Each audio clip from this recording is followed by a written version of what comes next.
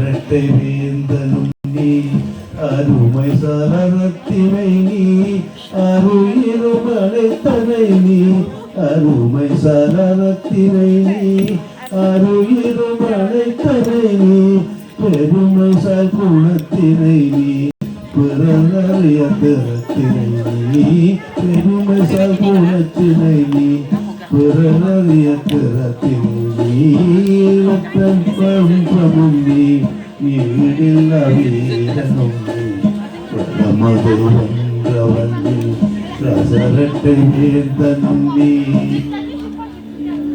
ஈழவாவில் உத்தரதேசத்தில் அவதரித்து முடிசூடி ஈழமணி நாட்டை வந்தவர்களிடமிருந்து மீட்டு 20 கோட்டைகளும் கப்பம் கட்டி பணிந்து நிற்கும் சிற்றரசுகளும் முருக வழிபாடும் புத்தனறியும் நீர்கண்களாய் விகாரைகளும் கோயில்களும் குளங்களும் அமைத்து தமிழும் பாடியும் சிறப்பு அனைவரையும் சாமனாய் இந்த தீவிற்கு உரிமை உள்ளவர்களாய் அணிகிறேன்.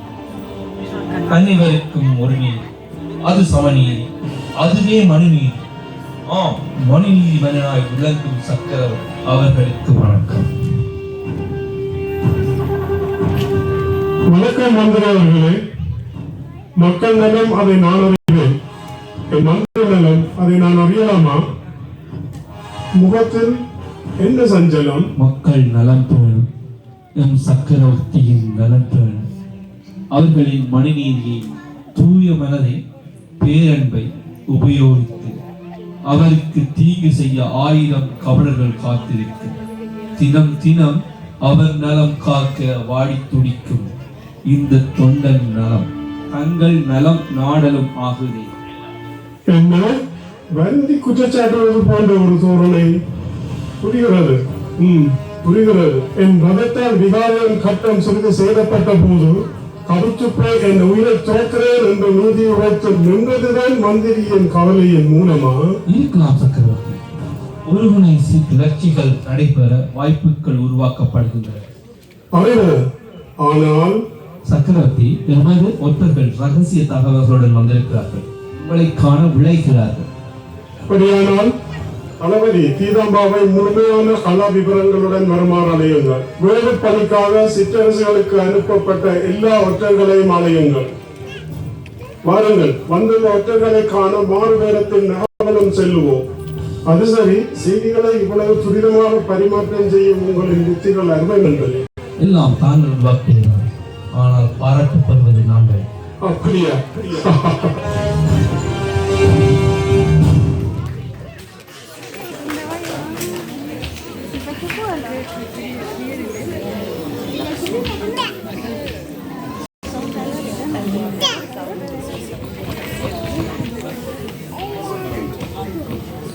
காட்சி 2 கெலனிய அரண்மனை.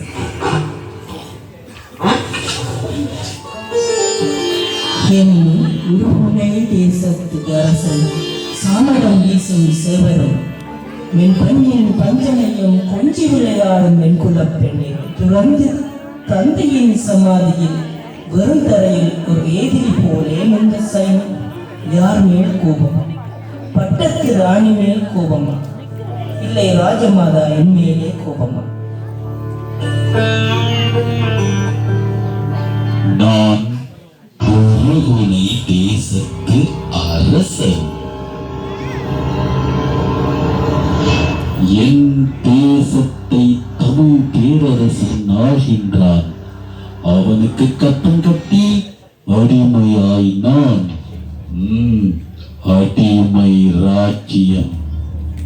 என் ஆரிய மக்கள் அடிமைகள் அவனுக்கு. இந்த அடிமைகளுக்கு ஓர் அரசன், இந்த அடிமை ஓர் அரசன். கேவலம் அடிமைகளின் அரசன்.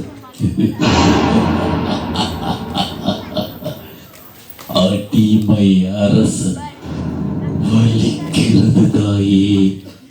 என் பாட்டன் ஆண்ட நிலம், இந்த புனித பூமி மாற்றானிடம் மன்றியிட்ட நிலையில் என்னை விடுதலை செய், விடுதலை செய், இல்லையே மரணித்து போ என்று இடித்து உரைக்கின்றன தாயே. உங்கள் செவிகள் விழவில்லையா? இதோ என்னை துரத்துகின்றன. முடியவில்லை ராஜமாதா, என்னை போர் செய்ய விடுங்கள். போராடியாவது சாகிறேன், இல்லை என்னை கொண்டு விடுங்கள். உன் தந்தையிடம் வாக்களித்திருந்தீர்களா? ஹாமினி, என் உறுதுணை தேசத்து மன்னனே, தமிழர்களுடன் என்றும் முரண்படுவதில்லை, என்றும் அந்நியர்களை தீவில் கால் பதிக்க அனுமதித்ததில்லை என்று உன் தந்தையிடம் வாக்களித்திருந்தீர்களா?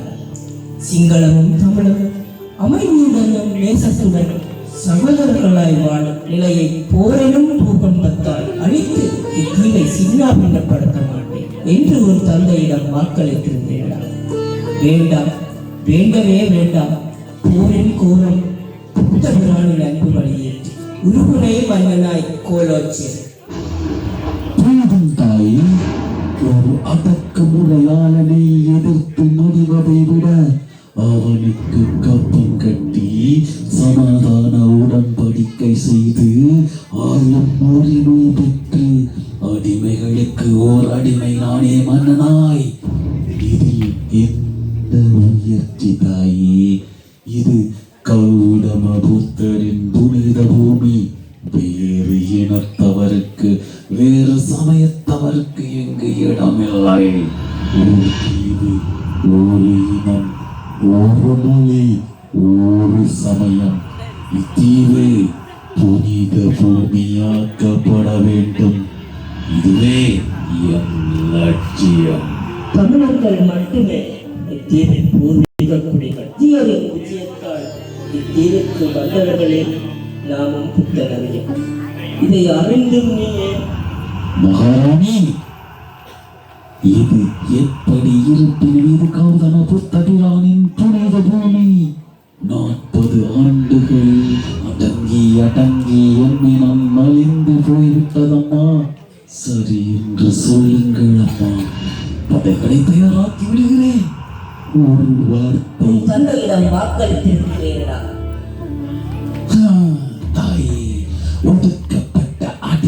கூட்டத்தின் அடிமை அரசனின் விருப்பம். மேலும் உன் தந்தை கவல்வீச மன்னன் ஆணையை எப்படி எழுதுவது? தந்தையிடம் கேட்டேன், மறுத்தால் உடன்பட்டு என்னை அரண்மனையை விட்டு துரத்தினார். இந்த கிமினுவை தொட்டு நின்றார். அவர் மரணத்தின் பின் அரண்மனை வந்தேன். மன்னனாய் முடிசூடினீர்கள். ஏற்றேன். எதற்காக? தம்மை பேரரசை எதிர்க்க படை திரட்டி போருக்கு போவதற்காக. மேலும் போரில் எல்லாம் இழக்க வேண்டி நேரிடும். நம் நெருப்பே இல்லாமல் போய்விடும். உன்னை இழக்க நான் தயாரில்லையடா மகனே. தாயே தாயே தாயே தாயே, போரில் நான் வீழ மாட்டேன். என்னை வீழ விடாதீர்கள். தந்திரம் வஞ்சகம் சூதியெல்லாம் பயன்படுத்துங்கள். இந்த தீவை சுத்தப்படுத்த என்னை அனுமதியுங்கள். நீங்கள் என்ன சொன்னால் செய்கிறேன். நியாயம் தர்மம் எதை மீறி சொன்னாலும் செய்கிறேன். கோட்டைகள், சிற்றரசுகள், வீர தளபதிகள், ஈராதி வீரர்கள், 100,000 படை வீரர்கள் எழுவரும் தாண்டி ஒரு எதிரியை சல்லடை போடும் ஈழராய மன்னன். இவற்றை தாண்டி எப்படி? முடியும் ராஜமாதா, முடியும். இல்லாவிடில் அனைவரும் மடிந்துவிடப் போகிறோம். என்னிடம் இழப்பதற்கு ஏதுமில்லை. ஆனால் தமிழரசை அழித்து அவர்களை எதிரிகளாக்கி பாரத தேசத்திலிருந்து வந்தவர்கள். இவர்களுக்கும் இந்த தீவிற்கும் எந்த பந்தமில்லை என்றாக்கி என்னமே இத்தீவுக்கு உள்துடையவர்கள் என்று வரலாறு புனிந்து இத்தீவை புனித பூமியாய் பிரகடனப்படுத்தும் புனித கடமை ஒன்று மட்டுமே எமக்குண்டு. செய்ய விடுங்கள் அம்மா.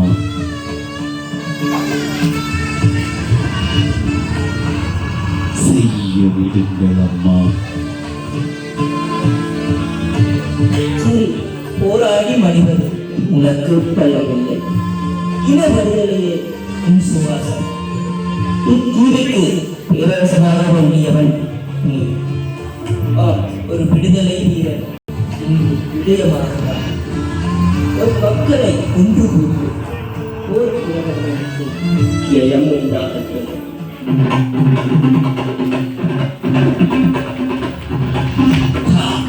நன்று தாயே, நன்று. இன்றே தொடங்குகிறேன். அதை நன்றே தொடங்குகிறேன். தமிழர் ராக்கிய அழிப்பது.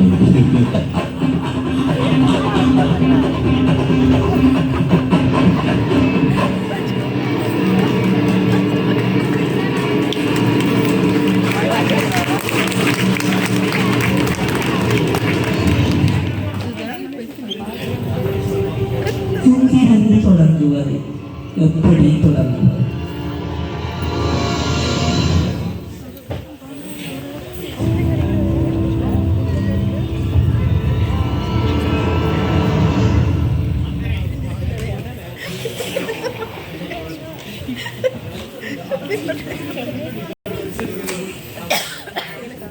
அன்றாதபுரம் மனுஷனாலோசனை கூறும்.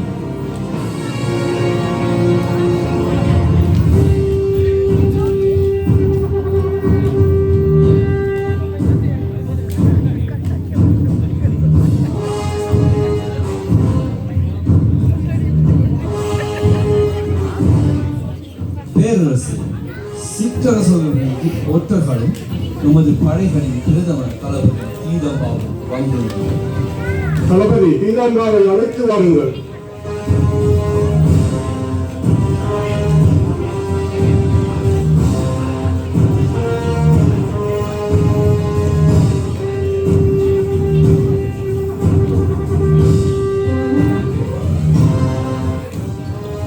அண்டமெல்லாம் காத்திருக்கும் முருகன் அருள் பெற்று கண்டமலை உறவிய ஈழத் திருநாட்டின் காவலனாய் கொண்ட வந்த பிடாரிகளை கதை முடித்தெங்கள் மனுநீதி கொண்ட மன்னன் வாழிய வாழிய வாழியவே. ஈழத்தீவை ஒரு குடையின் கீழ் ஆண்டு வரும் எங்கள் தமிழ் சக்கரவர்த்திக்கு எனது இனிய வணக்கம். நல்லது. இது தளபதி சீதாம்பா என்ன என்று நண்பன் வீர தளபதி வாயில் அமிர்தனும் இனிய தமிழ் விளையாடுகிறது. வாழும் வேலும் கொண்டு எதிரிகளை துண்டாடி கழிக்கும் பெரும் வீரனுக்கு கவிதையாக பேசவும் பெருமாறும் நண்பா. எல்லாம் நீங்கள் தந்தது வேண்டாம். தமிழும் வீரமும் ஈழத்தின் எழுச்சியும் உங்களால் கிடைத்த வரம் வேண்டாம். போதும் நண்பா, என்னை புகழ்ந்து அந்நியனாக்காதீர்கள். ஈழத் திருமணி நாடு தமிழ் குறையின் கீழ் 40க்கும் மேற்பட்ட வருடங்கள் ஜெயித்து கிடக்கிறது. எல்லாம் உள்ளார் தளபதி. எங்களின் தமிழ் மறவர்கள் காத்து நிற்கும் 20 கோட்டைகளும் கப்பம் கட்டி பணிந்து நிற்கும் சிற்றரசர்களும் முருக வழிபாடும் சித்தனரியும் இரு கண்களாய் விகாரைகளும் கோயில்களும் குளங்களும் அமைத்து தமிழும் பாலியும் சிறந்தோங்க அனைவரையும் சமனாய் இந்த தீவிற்கு உரிமை உள்ளவர்களாய் அங்கீகரித்து அனைவருக்கும் ஒரு நீதி, அது சமநீதி, அதுவே மனுநீதி. ஆம், மனுநீதி மன்னனாய் விளங்கும் சக்கரவர்த்தி நீங்கள், அதுவே நீதி என்று உரைத்த நீங்கள் எங்களுக்கு கிடைத்த இறைவரும். தன் மகனின் விரத சக்கரத்தில் சிக்கப்பட்டு இருந்த அந்தை இழந்து கண்ணுடன் இந்த தாய் பசுவுக்காக தன் மகனையே விரத சக்கரத்தினால் கொன்ற மனுநீதி சோழனோட நான் என்றும் உயர்வில்லை. அது போகட்டும், என்ன என் நண்பர் காதலில் வீழ்ந்ததாய் அறிகிறேன். விவரம் அறியலாமா? காதல் தளபதி பேரரசே, அது எப்படி எனக்கு தெரியும் என்கிறீர்களா? தெரியும் நண்பா.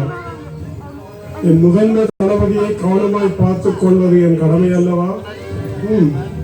சொல்லுங்கள், யார் இந்த பாக்கியசாலி? கிளர்ச்சிக்காரி என்கிறார்கள். யார் அந்த மங்கை? பேரரசே, மகாகங்கை கரையோரம் அவளை கண்டேன். புத்த பிறவிகள் சூழ தாங்கள் புதிதாய் அமைத்துக் கொடுத்த விகாரைக்குள் வந்திருந்தால் அந்த அழகு தேவதை இமைக்காமல் என்னை பார்த்தாள். நானும் அவளை பார்த்தேன். இமையா விழிகள் கொண்டேன். நெருங்கி வந்தால் என் இருகரம் பற்றி என் விழிகளை ஊடறுத்து உங்களை என் உயிருள் கலந்து உங்களை மனதார நேசித்தேன். என்னை நேசித்தீர்களா என்றால் சில கணம் மைமறந்து நின்று விட்டேன். அவள் சென்று மறைந்து விட்டாள். அவள் யாரென்று அறியேன், ஊர் பேரும் அறியேன். ஆனால் என்னுள் நிறைந்து விட்டாள். என்னை முழுமையாக திருடிச் சென்று விட்டாள். கரம் பற்றி காந்தவனிடம் முடித்தாளா அந்த பூவை? அது சொன்னார்கள் அந்த அழகி வந்து கைப்பற்றியதும் தாங்கள் மெய்மறந்து நின்றதும் இன்னொன்றும் சொன்னார்கள். அவள் குற்றத்திறமைகளுடன் வந்த அந்த பதுமை ஒரு ஆரியப்பன் போல் இருந்தாள் என்றார்கள் என் ஒற்றர்கள். அதை தாங்கள் அறிவீர்களா? ஏது அறியேன். ஆனால் அவளே என் மனையாள். அவள் அன்றி வேறொருத்தி என் வாழ்வில் இல்லை. காதலும் வீரமும் தமிழ்களின் இரு விழிகள் இரண்டும் ஒன்றை ஒன்று தாக்காமல் பார்த்துக் கொள்ளுங்கள். ஆகிய கூட்டில் தமிழ் காரியத்தை மறந்து விட மாட்டீர்கள். அதை நான் அறிவேன். சொல்லுங்கள், எந்த செய்தி கொண்டு வந்திருக்கிறீர்கள்? உருகுடையின் சித்தரசன் காபதீசன் மரணத்தின் பின் அதன் முடிக்குடிய இளவரசன் கெமுடு, அதாவது துட்டகை முழு மன்னனானான் அல்லவா? ஆம், அறிவன். இளைஞன், வீரன், பேரழகி விகாரமாதேவியின் புத்திரன். தமிழ் ராஜ்யத்திலிருந்து விடுதலை பெற துடிக்கும் ஒரு கிளர்ச்சிக்காரன். ஆனால் தமிழர் படையின் வீர பலம் கண்டு அஞ்சு நிற்கும் பேரழகி வீரமாதேவியின் புத்திரன். என்னுடனான சமாதான உடன்படிக்கையை மீற துணிவன்றி அடங்கி நிற்கும் சிற்றரசன். தமிழ் ராஜ்யத்திற்கு பணிய மறுத்து எனது தமிழ் ராஜ்யத்தின் எதிராக படை திரட்டி வருகிறான். தீவின் தெற்கு பகுதி ஒரு கழகத்திற்கு, அதாவது போருக்கு தயாராகி வருகிறது. தமிழரும் சிங்களரும் ஒருமித்து இன ஐக்கியத்துடன் வாழும் தீவில் மீண்டும் ஒரு கிளர்ச்சி. தீசனை, அதாவது துட்டகனின் பாட்டினை போரில் வெற்றி கொண்டு தமிழருடன் சிங்களர் போரிட மாட்டோம் என்ற உடன்படிக்கையின் கீழ் அவர்களை சிற்றரசாய் அங்கீகரித்தோம். தங்களின் தனிப்பட்ட விருப்புகளுக்கு நம் மக்களை பணியிட ஒரு கிளர்ச்சி செய்ய போகிறார்கள். உடன்படிக்கையை விரும்பரை காத்திருக்க வேண்டுமா? போதே அவர்களை கணக்கு பிடித்து வந்தால் இல்லை தளபதி, அவர்கள் இன்னொரு உடன்படிக்கையை முறித்து போருக்கு வந்தால் பார்த்துக் கொள்ளலாம். தமது 20 கோட்டைகளையும் சிற்றரசையும் பலப்படுத்தி நானும் தயாராக வேண்டியதாகிறது. எல்லா கோட்டைகளுக்கும் மேலதிக வீரர்களை அனுப்புங்கள். அலுநகரை சுற்றி 5 வியூக படைகளை நிறுத்துங்கள். இந்த தீவின் அமைதிக்கு பங்கம் விளைவிக்க முனையும் எவரையும் அனுமதிக்காதீர்கள். கிளர்ச்சி ஒடுக்கப்பட வேண்டும். அப்பாவி மக்களையும் குற்ற துறவுகளையும் எந்த நிலையிலும் தாக்காதீர்கள். இது நாடு எதிரில் பிரகடனப்படுத்த ஆணையை இன்றே பிரகடனப்படுத்துகின்றேன். விடைகொடுங்கள் பேரரசை. கிளர்ச்சி செய்ய முற்படும் கிளர்ச்சிக்காரர்களை அடக்கிய பின்னர் தங்களை காண வருகிறேன். விடைகொடுங்கள் பேரரசே. என்ன அவசரம், இருங்கள். வாருங்கள், உணவருந்தி விட்டு செல்லலாம். வாருங்கள் நண்பரே.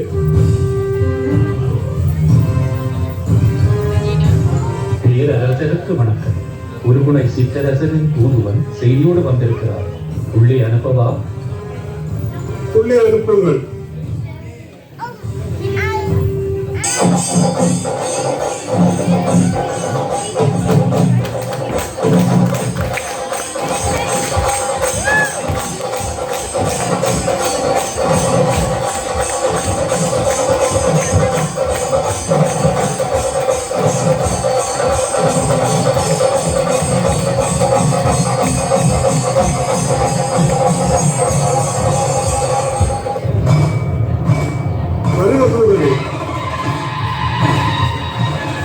நான் பூகுனை தேசத்தின் படைத்தளபதிகளில் ஒருவன். என் பெயர் கொத்தம்தான். வருக தளபதி. ஒரு தளபதியே தூதுவராக. பூகுனை, என்ன செய்தி? மன்னர் கைமுனி உங்கள் மீது போர் பிரகடனம் செய்திருக்கிறார். இந்த தீவை புனித பூமியாக்கும் புனித போராக ஆரம்பிக்கப்பட்டுவிட்டது. அவரின் மேலாண்மையை ஏற்று உங்கள் ராஜ்யத்தையும் அவரிடம் ஒப்படைத்து சரணடைந்தால் நீங்கள் மன்னிக்கப்படுவீர்கள். மறுத்தால் அரசுகளை சரணடைய விரட்டுவதா, இல்லையே அழிப்பதாக பயமுறுத்தல் செய்வதா? நம் வாளுக்கும் வேலுக்கும் பொருங்கள் தளபதி. தூதுவரே, சொல்லுங்கள். உங்கள் கோட்டைகள் அழிக்கப்படும், உங்களின் அரசும் அழிக்கப்படும். நீங்கள் உட்பட அனைவரும் கொல்லப்படுவீர்கள். உங்களின் அம்பா சமுத்திரம் கோட்டையும் தற்போது தாக்கி அளிக்கப்பட்டிருக்கிறது. மன்னர் கைமுனுவின் அதிகாரத்தை ஏற்று சரணடைந்தால் இது உடன்படிக்கையை மீறிய செயல். அவர்கள் தண்டிக்கப்பட வேண்டியவர்கள். தூதுவரே, சொல்லுங்கள். மன்னர் கைமுனுவின் மேலாண்மையை ஏற்று சரணடைந்தால் உயிர் பிச்சை வழங்கப்படும். வாடிக்கையான பேச்சு. போர்க்களத்தில் இதற்கான பதில் சிறப்பாக வழங்கப்படும். தூதுவரே, இது உங்களுக்கான செய்தி. நாம யாரையும் பயந்து தாக்க மாட்டோம். ஆனால் தாக்குவர்கள், கலகம் செய்ய முயல்பவர்கள் ஒடுக்கப்படுவார்கள். ஆத்திரத்தில் இருக்கும் இந்த மிருகம் விவாதமாவது. இதை உங்கள் மன்னருக்கு அறிவியுங்கள். நீங்கள் போகலாம். இந்த தூதுவரை பாதுகாப்பாக அனுப்பி வையுங்கள். சென்று வருகிறேன்.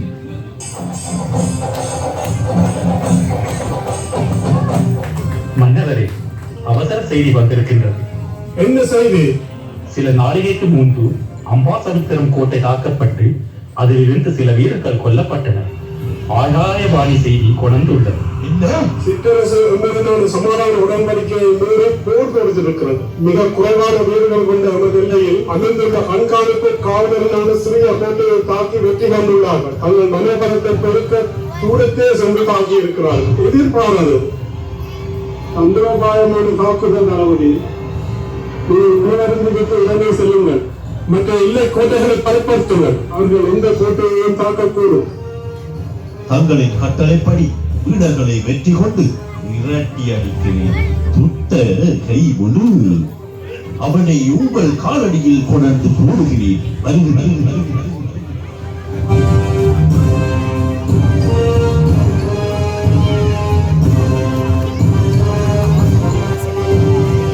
மீண்டும் இருக்காறு மகாகங்கையை சிறப்பாக போடுவது.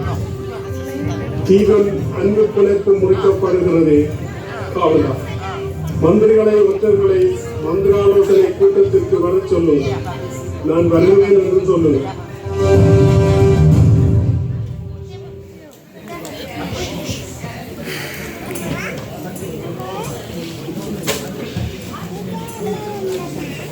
பீதபுரம் அனுராதபுரத்திலிருந்து தன் தளத்துக்கு திரும்பிய தளபதி பீதம்பா அவரின் கூட்டிய தாக்க வந்த துட்டகமின் படங்களை விரட்டி அடித்தார்.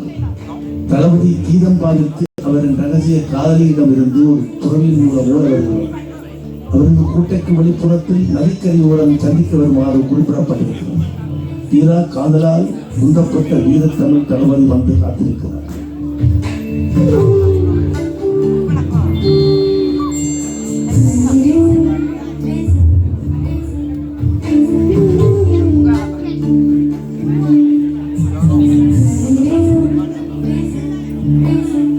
போர்க்களத்தில் முதலாவது ஏதாவது கோட்டையில் இருந்தாலும் எனது இந்த கோட்டையை தாண்டி எப்படி துட்டலின் படைகள் முன்னோடக்கூடும்.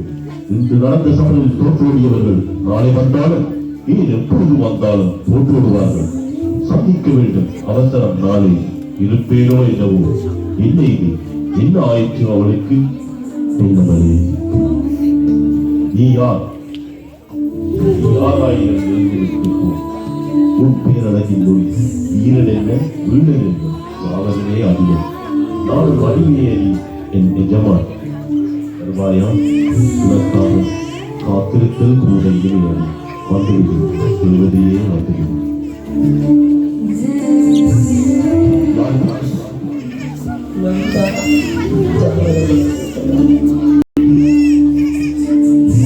காத்திருத்தல் கூட இந்த உணர்வை தருவது. அது சரி, நேரில் சிரிக்கு பேசக்கூட தெரியுமா?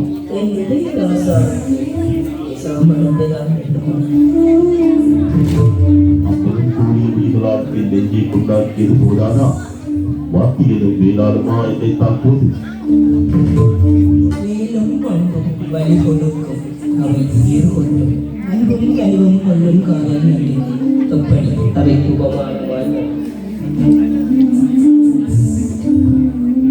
அழகு நீயும் அழகு தென் கவலும் அழகு அப்பினாலும் வில்லினாலும் வெல்லும் காயம் சிலகன நேரமே வலிக்கும். ஆனால் அழகிய மாதிரி நாளும் மனக்காயம் என்று ஏன் வாழ்நாள் முழுவதும் ஆறாது. உயிரில் நுழைந்தவளை காணும் போது உயிர்த்து அவள் உணவும் போது மறித்து ஆனால் பிறந்து பார் என் வழி புரியும்.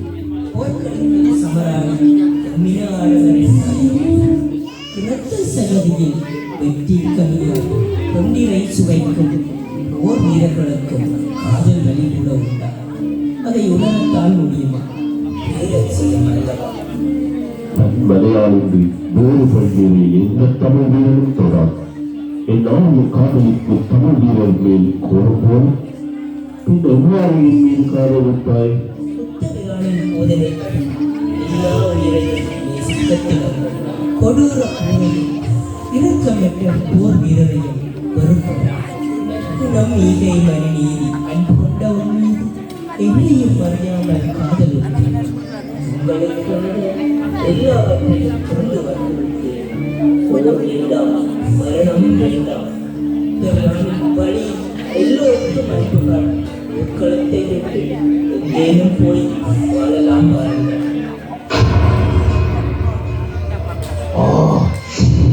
சொற்களை கேட்கவா காதலுடன் ஓடி வந்து போர் எப்பொழுது ஆர்வத்துடன் காதலும் உணர்வு வீரனாய் களத்திலும் காதலனாய் அகத்திலும் இருவேறு பரிமாணங்களை தன்னகத்தை கொண்டவனே தமிழ் வீரன். எங்கள் பேரரசுக்கு உரோக விளைக்க கனவிலும் வந்தாதவர்கள் தமிழ் வீரர்கள். அவர்களில் நான் ஒருவர். அனைவரிடமும் நட்பு காட்டுவது என்பது வேறு, கொண்டவரும் பகைவருக்கு காட்டுவது என்பது வேறு. போர்க்களத்தில் கொண்டவரும் பகைவரிடம் எப்படி அன்பு காட்ட முடியும்? நம்மை சார்ந்தவர்களை காக்க போர்க்கள மரணங்கள் அத்தியாவசியமாகின்றன. காதல் எப்படி ஒரு வீரனை குறையாக்க முற்பது? உன் விழி வீச்சலும் சொல் வீச்சலும் இந்த அப்பாவி காதலர் காயமுற்றி துன்புறுவது போதாதா? வார்த்தை பேசி நம் காதலை கொள்வது.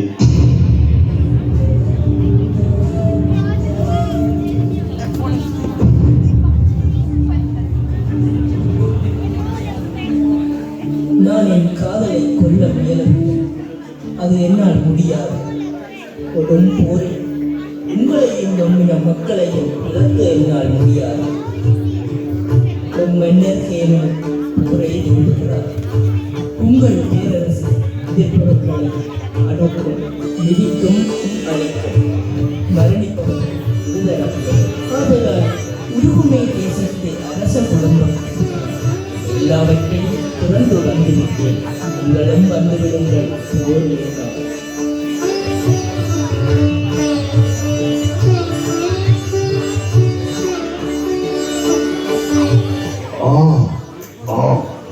என் காதலி ஒரு உடை தேசத்தை அரச குடும்பத்தை இன்னும் என்னென்ன அதிர்ச்சிகளை என்ன கழிக்கப் போகிறாள்? பெயர் என்னவோ என் காதல் கண்மணிக்கு? தேவி தேவி தேவிக்கு என் மேல் காதல் வந்திருப்பேன்.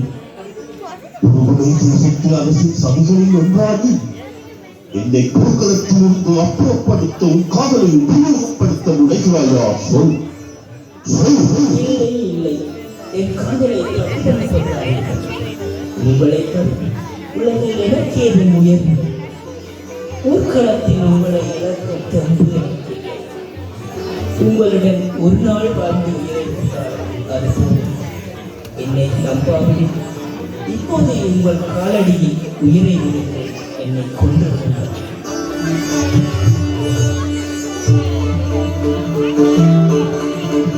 என்னை கொள்வதா? நீ என் உயிரை இதைக்கொண்டு நீ என் வாழ்வில் வந்தாயோ? உன் உயிர் தந்து காதலை நிரூபிக்க எண்ணம் கொண்டாயோ? என் உயிர் பிடிக்கும் கொடிய வஞ்சனை கொண்டாயோ? இல்லை என் உயிரை உன்னுள் சுரக்கும் நேசம் கொண்டாயோ? ஏதாகிலும் பரவாயில்லை. நீ என்னவன்? உன்னுள் நிறைந்தவன். வனக்காயம் தந்தது போதும் கண்ணே, போதும் கண்ணே. என்னால் விளைந்த காயங்கள் நானே நன்றாக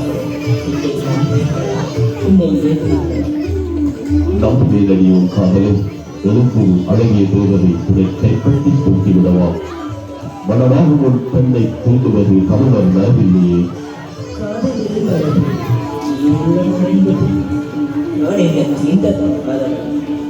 எங்கிருந்தாய் இவ்வளவு காலம்?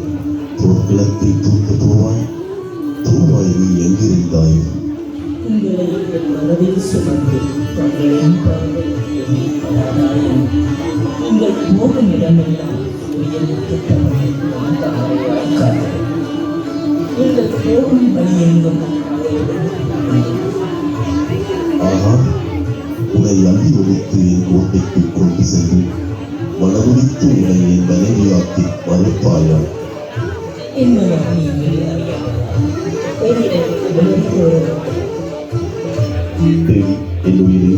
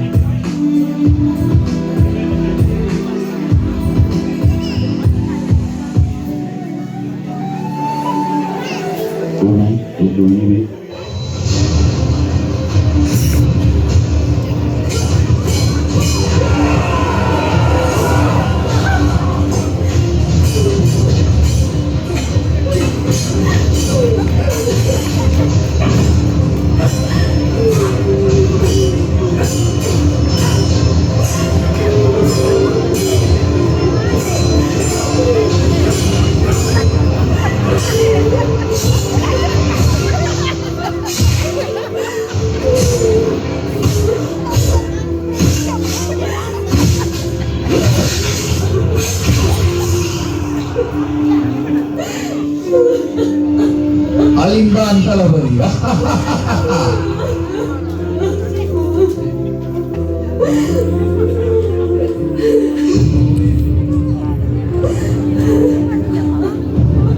தமிழ் தளபதி மடிந்தார். நன்றி பெண்ணே, யார் நீ? தமிழ் தளபதியை தனியிடம் அழைத்து வருகிறேன். தனித்து வந்தால் அவனை நம் பக்கம் நீக்கலாம் அல்லது வீழ்த்தலாம் என்று நீ அனுப்பிய செய்தி கொண்டு வந்தேன். யார் நீ?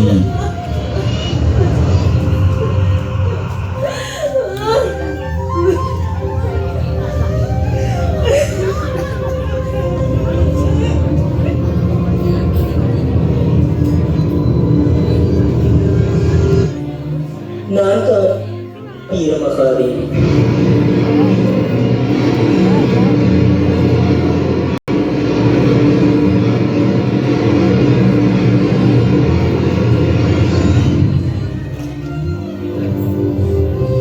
நீங்களா ராஜமாதா?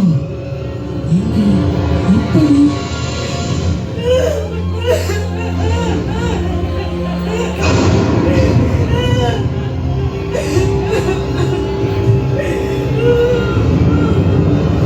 இந்த தமிழ் தளபதியை நேருக்கு நேர் பொருதி வெல்ல முடியாது. அவன் வீரன், மகாவீரன், ஆனால் முட்டாள் காதலன், அழகை ஆராதிக்கும் அன்பன். இந்த போரில் இதுகுமோ திருப்தி பயனும்.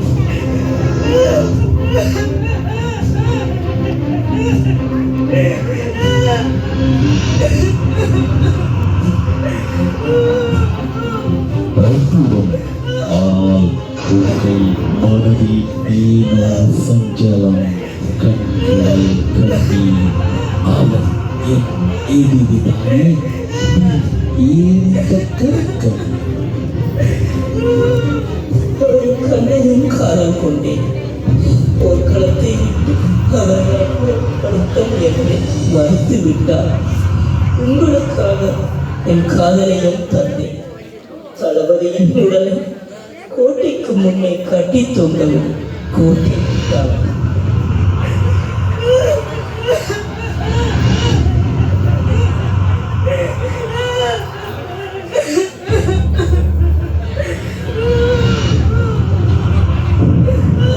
தாக்குங்கள், தகரட்டும் கோட்டை, முன்னேறட்டும் படைகள். பேரிகை முழங்களோடு பறந்தன படைகள். யானை பேர்களும் களத்தை நோக்கி சென்றன. காலாட்சியை பேரொளி எழுப்ப வாழ்வில் அப்படியே உயிர் பறிக்க சிறு பொழுதுள்ளே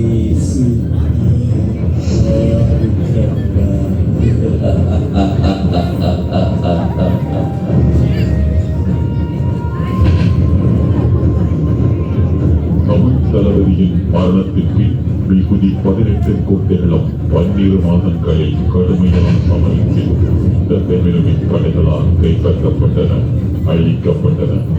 1000 இந்திய துறவிகள் தாக்கும் துட்டகையினரின் படைகளின் உடல் அணியில் நிறுத்தப்பட துறவிகளை தாக்க முடியாமல் தவித்த தமிழர் படை வீரர்கள் கொல்லப்பட்டனர். தமிழ் வீரர்களின் கூடங்கள் மகாகங்கை, அதாவது மகாவலி ஆற்றில் எறியப்பட்டன. துட்டகையினரும் அனுராதபுரம், விஜிதபுரம் வரை வந்தடைந்தார்கள்.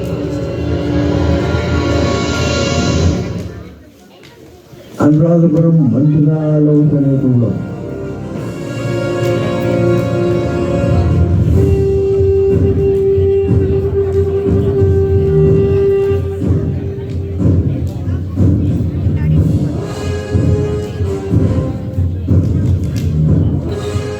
மன்னருக்கு வணக்கம். ஆயுதமேந்திய புத்த துறவிகள் தாக்கும் துட்டகை முனையில் படைகளின் முதல் அணியில் நிறுத்தப்படுகிறார்கள். துறவிகளை தாக்க முடியாமல் தமிழ் வீரர்களும் வடிகிறார்கள். தமிழ் வீரர்களின் உடல்கள் மகாகங்கை ஆற்றில் எறியப்படுகின்றன. அனைத்து கோட்டைகளும் வீழ்ந்தன. துட்டகை முனு விஜயபுரம் எல்லை வரை வந்தடைந்தார். தங்களின் கட்டளை பிரகாரம் எமது வீரர்கள் போன்ற பொம்மைகளை ஆயுதமேந்திய புத்த துறவிகள் முன்னிறுத்தினர். அவர்களின் படைகளை 4 பிரிவுகளாக துண்டாடி பிரித்தோம். ஒவ்வொரு சிதறிய படைகளையும் சுற்றி வளைத்து தாக்கி பின்வாங்கி ஓட வைத்தோம். துட்டகைமுனின் படைகள் முன்னேற வழியின்றி பின்வாங்கி நிற்கின்றன.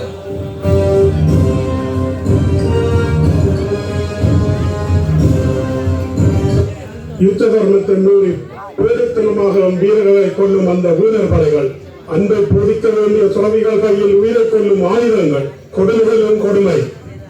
இவ்வளவு 44 ஆண்டுகள் துறவிகளும் வெறுக்கும் அளவு கொடுங்கோல் ஆட்சியால் நடத்தினேன். அவ்வளவு அடக்கத்திலே அரசனே நான். மன்னிக்க வேண்டும் பேரரசர். புத்த மார்க்கம் துன்புறுகிறது, மொழி அடக்கப்படுகிறது. இவ்வாறு பொய்யுரைக்கப்பட்டு பாமர மக்கள், மத துறவிகள் இனப்படுவோர் ஆயுதங்களுடன் அணிவகுக்கிறார்கள். தன் புத்திரனை இத்தீவின் பேரரசாகும் விகாரமாதேவியின் பேராசை, அதற்கு விகாரமாதேவியின் யுத்த தர்மத்தை மீறி தந்திரமான போர் முறை, இவைதான் அனைத்திற்கும் காரணம். இப்படி அவர்கள் விரும்புவது என்ன? நான் இந்த மனமொழியை காக்க இன்னும் எத்தனை என் குடிமக்களை பலிகொள்ளப் போகிறேன்? இன்னும் எத்தனை என் தமிழர்களை பலி கொடுக்கப் போகிறேன்? போதும், இனி உயிர் பலி வேண்டாம். ஆனால் எம் பேரரசு கைவினையின் தூதர் வந்திருக்கிறார். உள்ளே அனுப்புங்கள்.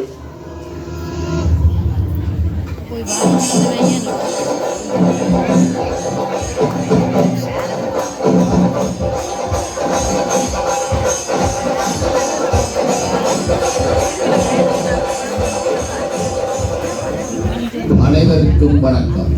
நான் கொத்தம்பன் தலகத்தன். நான் விடுதலை வீரர் பேரரசர் கைமுன் அவர்களின் செய்தியை கொண்டு வந்திருக்கிறேன். விடுதலை வீரர் யாரு? சொல்லுங்கள். அவர் பேரரசர் கைமுன். அவர் உங்களுடன் தனித்து போர்ந்த அறைகூவல் விடுத்திருக்கிறார். அவரின் குடிமக்களின், அதாவது இத்தீவின் மக்களின் வீரர்களின் உயிர் பலியை தவிர்த்து வெல்பவர் இத்தீவை ஆளட்டும். இது சவால். இது சமணர் போதிகளை மீறி துறவிகளையும் பெண்களையும் போரில் முன்னிறுத்தி தூய தமிழ் வீரர்களை கொண்டு ஆற்றில் வீசிவிட்டு அன்றாதபுரத்தில் நமது வீரர்களை நெருங்க முடியாமல் திணறும் பேடிகளின் படைகளுக்கு வீரமில்லை. ஆதலால் மீண்டும் ஒரு கபட நாடகம். போர் விதிகள் என்பது ஒரு போர்க்களத்தில் இரு படைகளும் சமனாய் மோதும் போது மட்டும் பிரயோகிக்க முடியும். அடக்குமுறையை எதிர்த்து துறவிகளும் பெண்களும் போர் புரிய வந்தார்கள்.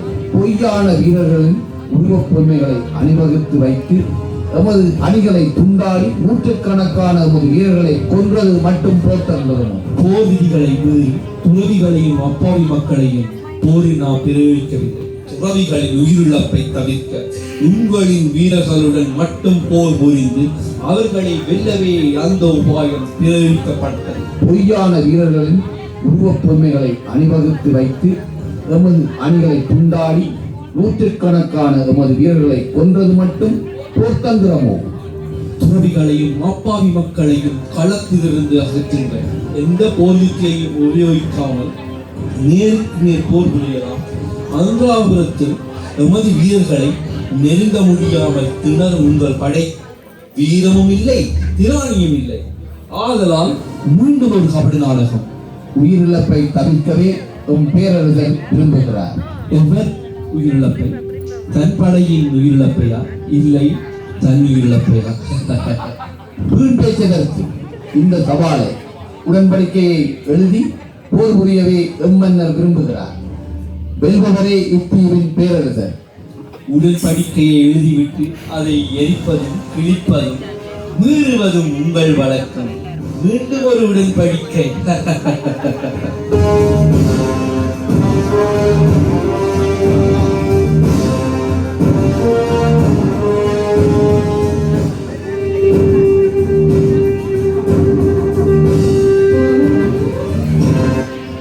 சரி, உடன்படுகிறேன் என்று உன் மன்னனிடம் செய்து சொல்லுங்கள். உடன்படிக்கையை மந்திரியிடம் கையளியுங்கள். பேரரசே, உடன்படிக்கையை படியுங்கள். எனது இலச்சனை படித்து அனுப்பி வையுங்கள். தூதரே, நீங்கள் வெளியில் காத்திருங்கள். மந்திரி உங்களுக்கு வேண்டியன செய்து உங்களின் தளத்திற்கு அனுப்பி வைப்பார். நன்றி. போர்க்களத்தில் சந்திப்போம்.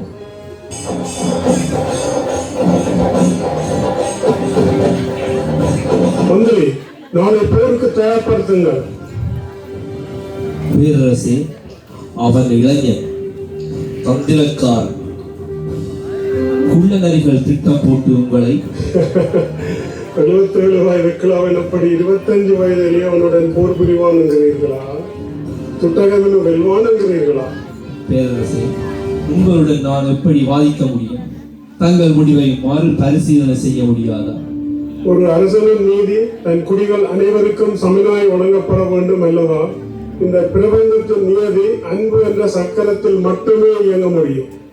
நான் சார்ந்த இனத்திற்காக வேறு இனக்குழுக்களை அழிப்பதும் அவர்கள் விருப்புகளை தன்மனித விடுமையை சிதைத்து அடிமைகளாக்கி வதைப்பதும் எப்படி ஒரு அரசனால் செய்ய முடியும்? ஆனால் அதற்கு அவசியமில்லை.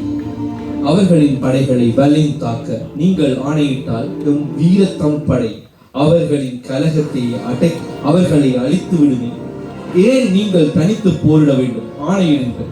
நான் அரசனாக இருப்பது ஒரு இனக்குழுவுக்கு பிடிக்கவில்லை. அதன் தலைவன் போருக்கு அழைக்கிறான். குடிமக்களின் உயிரிழப்பின்றி நானா அவனா மோதி பார்த்து விடலாம். பேரரசு, அவர்களை கொல்லாமல் நிராயுத பாணியாக்கி கலகத்தை ஈழவூரில் படைகள் வந்து கொண்டிருக்கின்றன.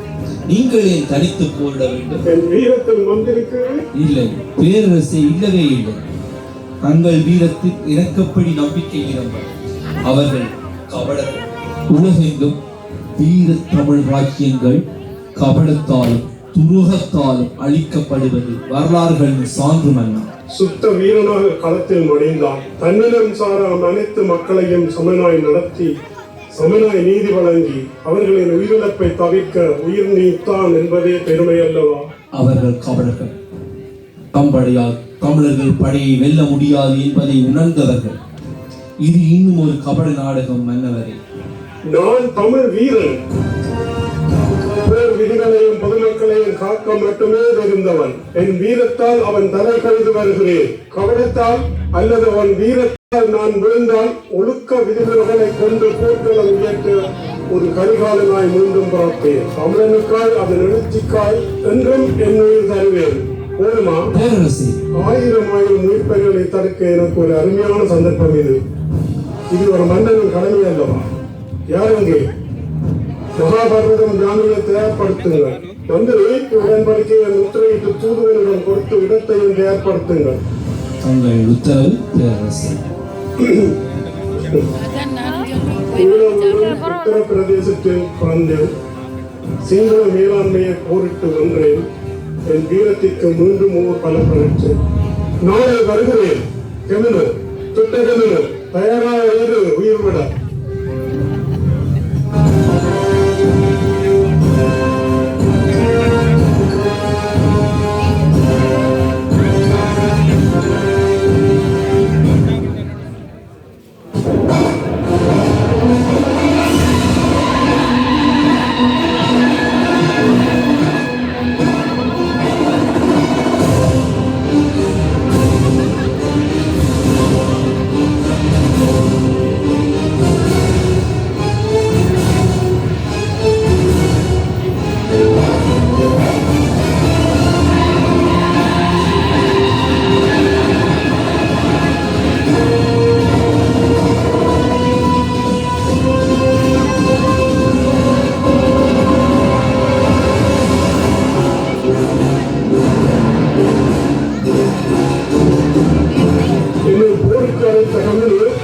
உங்களின் கொடுஞ்செயல்களுக்கு நீங்கள் பதில் செல்ல வேண்டிய இடம் இந்த போர்க்களம்.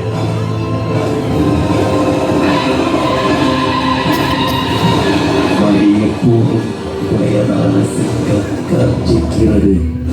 நான் தூட்டகிபினு ரொம்ப ரொம்ப கெட்டகிபினு.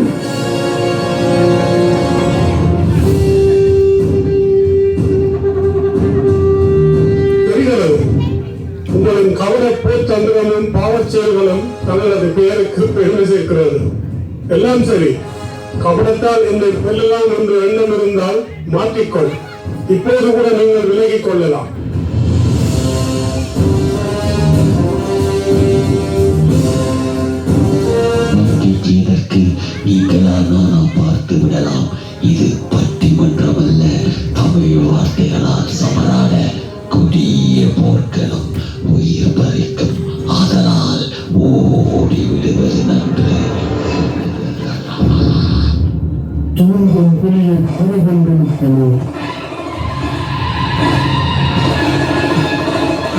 தமிழரை தமிழ் கண்டிருக்கிறோம். தீங்கும் பகைவரை இவனென்று நிற்கிறோம். செங்கல் உணர்ச்சி வேல்கொண்டு தாக்குவோம். தந்தை பெரும்புகள் உடையாமோ இல்லையா? யாருக்கு வீரத்தை சொன்னோமோ இல்லையா? இன்றைய யானையால் ஆண்டுகளா இல்லையா? பெண்களுக்கு நெருக்கத்த நெருங்களால் சொல்லையா? தமிழ் காப்போம் என்று எழுந்தாரா இல்லையா? தமிழுக்கு உயிர் தர இசைந்தாரா இல்லையா? தமிழ் வாழ்ந்தால் தமிழர் வாழ்வார்கள் என்றும் தமிழர் மார்க்கத்தை வந்தாரா இல்லையா?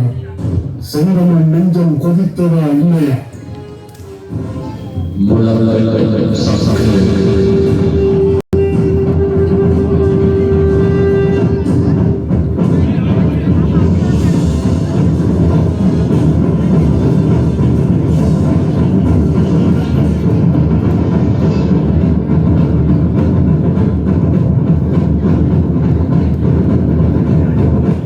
இருவரும் பக்கத்து யானைகள் மீது அமர்ந்து போரிட்டனர்.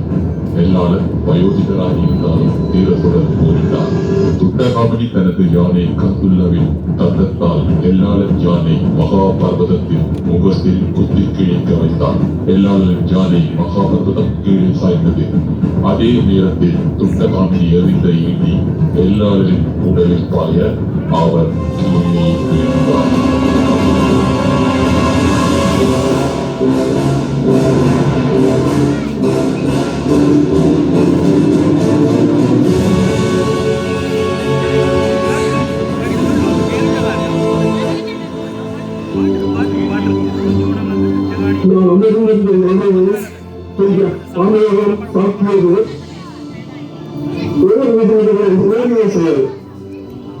கடுமையாக எண்ணெய் மனம் திறந்து வீட்டிலே ஒரு கோழித்தனம்.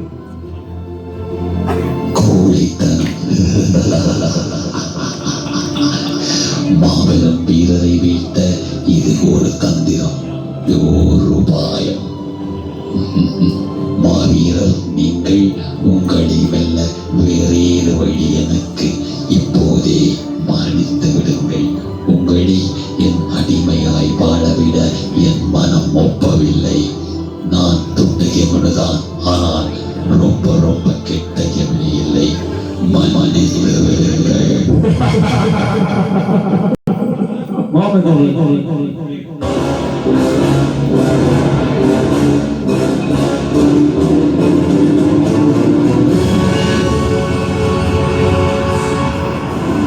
வீரராய மாமன்னர் மடிந்தார். இந்த இடத்தில் அவரின் உடலுக்கு ஈனக்கிரியைகள் செய்யுங்கள், நினைவு தூவி அமையுங்கள். இந்த வழி செல்பவர்கள் யாராக இருந்தாலும் அவர்கள் அரசர்களே ஆனாலும் ஊதிகளை வெட்டி இறங்கி அவர்கள் நடந்துதான் செல்ல வேண்டும். எந்த விதமான ஒலியும் இங்கு எழுப்பப்படக்கூடாது. இது தமிழர்கள் ஆணையங்கள் வருகின்றனர்.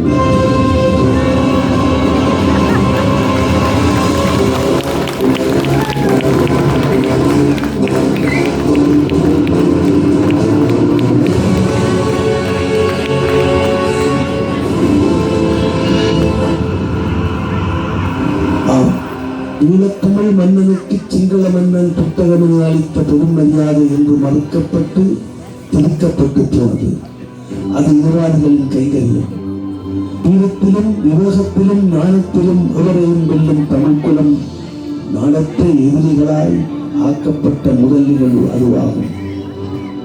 நேர்மை, அன்பு, வீரம் கொண்ட தமிழ் வீர தலைவர்கள் சூழால் பூண்டது தொடர்கதையாய் வரலாற்று வழி தொடர்கிறது. பெரும் நாகரீக பிறப்புடன் மூத்த மொழி முதல் மொழி என்ற பெருமிதங்களை கொண்ட தமிழினம் ஒற்றுமையுடன் எழும்போது மட்டுமே ஒரு புதிய பரிமாணம் எட்டப்படும். ஒன்றுக்கு எழுவோம் இனி ஒரு புதிய உறுதி செய்வோம்.